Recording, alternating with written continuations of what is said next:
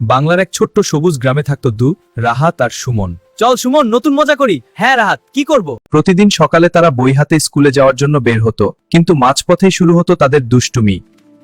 কখনো তারা আম গাছে উঠে কাঁচা আম পাড়ত, আবার কখনো পুকুরের ধারে বসে মাছ ধরার অভিনয় করত। একদিন তারা ভাবলো, চলো আজ কৃষক কাকুর তরমুজ খেতে যাই। চুপি চুপি কাটছি, দেখ। হ্যাঁ, সাবধানে। ওয়াও, দেখ কত লাল। চলো আজ কৃষক কাকুর তরমুজ খেতে যাই। মুখে দিতেই তিতা স্বাদ, একদম খাওয়া যায় না। হ্যাঁ, ফিরে যাই। কি রে দুষ্টু বাহিনী, তরমুজ মিষ্টি লাগছে? দুষ্টুমি করবি, কিন্তু চুরি নয়। যা চাইবি আমাকে বলবি। এরপর থেকে তোমরা আমাকে সাহায্য করবে আর স্কুলেও যাবে। হ্যাঁ, কাকু। খুব ভালো, এবার এই তরমুজগুলো তুলে নাও। এই নিন। সততা আর ভালো কাজই মানুষকে সবার প্রিয় করে তোলে।